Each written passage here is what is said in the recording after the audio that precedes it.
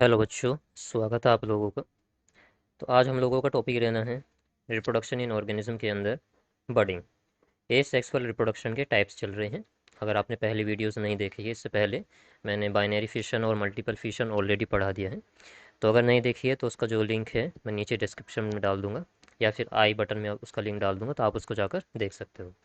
तो आज बडिंग के बारे में पढ़े हम लोग, और बडिंग के बहुत अच्छे अच्छे मैं काफ़ी सुंदर से एनिमेशन लेकर आया हूँ।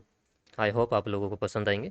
तो इसको वीडियो को लास्ट तक देखना, उम्मीद है आप लोगों को ये पसंद आएगा। तो चलिए आगे बढ़ते हैं। जैसे हम लोगों ने पहले डिस्कस किया था कि रिप्रोडक्शन के जनरली दो टाइप्स होते हैं, ए सेक्सुअल रिप्रोडक्शन और सेक्सुअल रिप्रोडक्शन, जिसमें से हम लोग ए सेक्सुअल रिप्रोडक्शन के बारे में पढ़ रहे हैं। तो ए सेक्सुअल में हम लोग बाइनरी फिशन ऑलरेडी कवर कर चुके हैं, मल्टीपल फिशन भी हमारा हो गया है। आज हम लोग डिस्कस करने वाले हैं बडिंग को। तो बडिंग क्या होती है? बडिंग में कोई ऑर्गेनिज्म होगा, और उस ऑर्गेनिज्म के किसी भी साइट पर, या तो उसकी बॉडी के अंदर या फिर उसकी बॉडी के ऊपर किसी भी जगह पर एक छोटी सी आउटग्रोथ देखने को मिलेगी, जिसको हिंदी में बोलते हैं अतिवृद्धि। और वो आउटग्रोथ धीरे धीरे न्यूट्रिशन को इकट्ठा करके अपना साइज बढ़ाएगी, और जब बहुत ज़्यादा उसका साइज हो जाता है तो अपने पेरेंट्स से अलग होकर अपना नया ऑर्गेनिज्म को जन्म देती है। तो इस तरह से बडिंग की क्रिया पूरी होती है। तो डेफिनेशन देखते हैं इसकी। Budding is a special mode of asexual reproduction.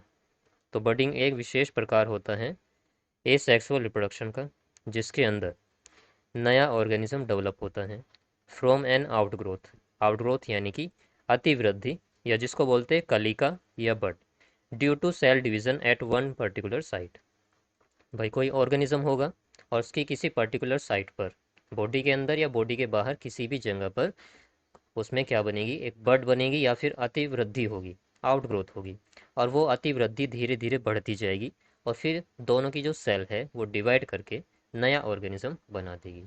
तो कुछ ऑर्गेनिज्म के अंदर ये जो बर्ड बन रही हैं, जो अतिवृद्धि हो रही है जिससे नया ऑर्गेनिज्म बन रहा है, ये हो सकता है कि बॉडी के ऊपर बन रही हो। तो ऐसी बर्ड को बोलते हैं एक्सोजीनस बर्ड। एक्सोजीनस यानी कि बॉडी के बाहर, एक्सो मीन्स होता है बाहर, और एंडो माने अंदर। तो जो बर्ड बॉडी के बाहर बन रही हैं उसको एक्सोजीनस बर्ड कहेंगे, और जो बर्ड बॉडी के अंदर बन रही हैं उसको एंडोजीनस बर्ड कहेंगे। तो ज़्यादातर ऑर्गेनिज्म में एक्सोजीनस बर्ड बनती हैं, जैसे कि हाइड्रा हो गया, ईस्ट हो गया, और कुछ बैक्टीरिया हो गया। और कुछ ऑर्गेनिज्म ऐसे होते हैं जिनमें बर्ड बॉडी के अंदर बनती है, तो उनको एंडोजीनस बर्ड कहते हैं। और इसके अंदर आते हैं पोरीफेरा फाइलम के स्पंजेस। चलिए पढ़ते हैं फिर। A small protuberance of the body grows and eventually either falls out from the parent and forms a new organism or may remain on the body of the parent. इसको समझते हैं। देखिए, small protuberance का मतलब है एक छोटी सी अतिवृद्धि होगी शरीर में, और वो धीरे धीरे वृद्धि करेगी, अपने साइज को बढ़ाएगी, और लास्ट में या तो वो पेरेंट से, अपने जनक से अलग हो जाएगी और अलग से जीवन यापन करेगी, नया ऑर्गेनिज्म बनाएगी।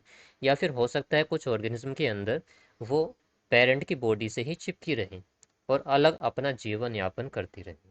तो दो यहाँ पे केसेस हो सकते हैं, या तो जो बर्ड बनी है वो पेरेंट से अलग होकर नया ऑर्गेनिज्म बनाए, या पेरेंट के बॉडी के ऊपर ही एज ए पैरासाइट अपना जीवन यापन करती रहे। तो बर्डिंग स्पेशली देखने को कहाँ मिलती है? जो यूनिसेलुलर ऑर्गेनिज्म होते हैं, जैसे कि ईस्ट हुआ, कुछ बैक्टीरिया हुए, और प्रोटोजोवन। ओके। सम निडेरियंस, निडेरियंस के अंदर हाइड्रा, जेलीफिश, ये सब ऑर्गेनिज्म आते हैं। तो कुछ निडेरियन जैसे कि हाइड्रा में भी क्या पाई जाती है? एक्सोजीनस बर्ड पाई जाती है, कि इसके अंदर बर्ड बनेगी लेकिन बॉडी के बाहर, ना कि अंदर। लेकिन जो स्पंजेस होते हैं जिनका फाइलम होता है पोरीफेरा, तो ये एंडोजीनस बर्ड्स बनाते हैं, और इनके एंडोजीनस बर्ड्स को बोलते हैं जेम्यूल। तो ये बहुत ही ज़्यादा इंपॉर्टेंट है, ये इसको ध्यान रखना है। जो भी यहाँ पे इंपॉर्टेंट चीज़ है वो मैंने ऑलरेडी रेड कलर से हाईलाइट की हुई है, तो उसको आपको ध्यान रखना है कि स्पंजेस जो होते हैं उनके अंदर एंडोजीनस बर्ड बनती हैं, और स्पंज की बर्ड्स को जेम्यूल्स कहते हैं, और ये जेम्यूल्स आगे चलकर नए स्पंज को जन्म दे सकती हैं। तो चलिए इनके डायग्राम्स देखते हैं अब। तो ये है एनसीईआरटी से डायग्राम लिया हुआ है। ईस्ट में बडिंग को यहाँ पर दिखाया गया है। ये एक पेरेंट सेल है, इसके अंदर ये रहा इसका न्यूक्लियस। तो सबसे पहले जैसे मैंने बताया था, न्यूक्लियस डिवाइड करता है, न्यूक्लियस के डिवीजन को बोलते हैं कैरियोकाइनेसिस। अब यहाँ पर छोटी सी एक आउटग्रोथ बनी है, ये रहा। इसके अंदर छोटा सा एक न्यूक्लियस चला जाएगा, छोटा सा न्यूक्लियस इस बड़ी सेल में रह जाएगा और बाकी का न्यूक्लियस इसके पास चला जाएगा। जब न्यूक्लियस डिवाइड कर जाएगा तो थोड़ा थोड़ा साइटोप्लाज्म इस बड़ी सेल से इस छोटी सी आउटग्रोथ में शिफ्ट होता रहेगा, यानी कि धीरे धीरे न्यूट्रिशन को इकट्ठा करेगा और साइज बढ़ाएगा। और जब इसका साइज बढ़ जाता है तो अपने पेरेंट से अलग होकर नए ऑर्गेनिज्म को जन्म दे देता है। तो इस तरह से ईस्ट में बडिंग की क्रिया संपन्न होती है। तो ये एनिमेशन से दिखाया गया है यहाँ पर। देखिए यहाँ पर ये रहा ईस्ट और ये रही इसकी छोटी सी बड। यहाँ पर ये छोटी सी बड्स है और ये इसका पहला वाला पेरेंट ऑर्गेनिज्म है। तो ये बड जब साइज में बहुत ज़्यादा बढ़ जाती है, जैसे कि यहाँ पर बढ़ रही है धीरे धीरे, ध्यान से देखेंगे, तो साइज में बढ़ने के बाद फिर ये अपने पेरेंट से अलग हो जाएगी और एक अलग से नया ऑर्गेनिज्म को जन्म दे देती है।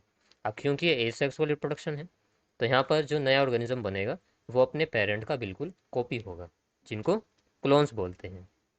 तो ये ईस्ट के अंदर बडिंग थी। अब हाइड्रा में देख लेते हैं। हाइड्रा में भी एक्सोजीनस बडिंग पाई जाती है। ये हाइड्रा के टेंटेकल्स होते हैं और ये है छोटी सी एक आउटग्रोथ जिसको बोलते हैं बड। अब ये धीरे धीरे साइज में बढ़ेगी, इसके चारों तरफ छोटे छोटे टेंटेकल्स बनेंगे और बाद में ये छोटा सा बेबी हाइड्रा इससे अलग होकर नए हाइड्रा को जन्म देता है। तो हाइड्रा इस तरह से एक्सोजीनस बड के द्वारा एसेक्सुअली रिप्रोड्यूस करता है। देखिए यहाँ पर एनिमेशन में अगर हम देखें, ये छोटी सी बड बनी, फिर ये बड थोड़ी सी और ज़्यादा बढ़ी और बढ़ी और फिर इसके चारों तरफ जो है टेंटिकल्स वृद्धि करने लगते हैं और बाद में अपने पेरेंट्स से अलग होकर नए हाइड्रा को जन्म दे देती है।